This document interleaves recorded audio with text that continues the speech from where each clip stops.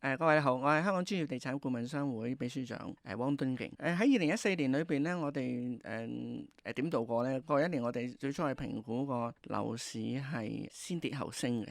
個原因個基礎喺邊呢？因為我哋係睇到二手嘅放盤量係不斷減少，咁所以變咗就話最後嗰個二手放盤量減少到會引起個供求個效果會出嚟。咁所以變咗下半年個樓價我哋會見到係上。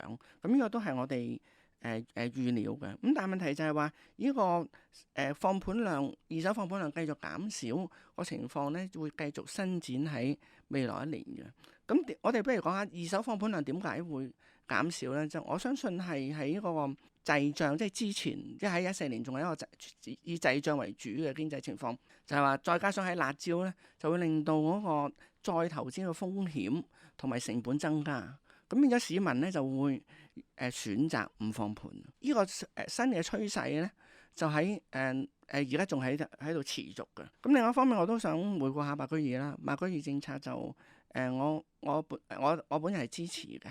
咁因為點解我哋要努力開發二手市場，利用二手市場嗰個即係供應咧去解決即係眼前嘅房屋問題。咁當然啦，中間係要有一啲技術或者原理嘅。咁喺當居屋第二市場，我哋亦係覺得係一個應該去開發嘅項目，因為居屋第二市場一直都係跑輸大市嘅，佢係有空間去承受因為多咗人入市而引起嘅價格上升。咁而結果一年下來，我哋見到白居易市場呢，的而且確係雖然樓價有上升，但係都仍然喺過一年咧，都仍然係跑輸大市嘅。咁所以我認為呢個政策應該繼續嘅。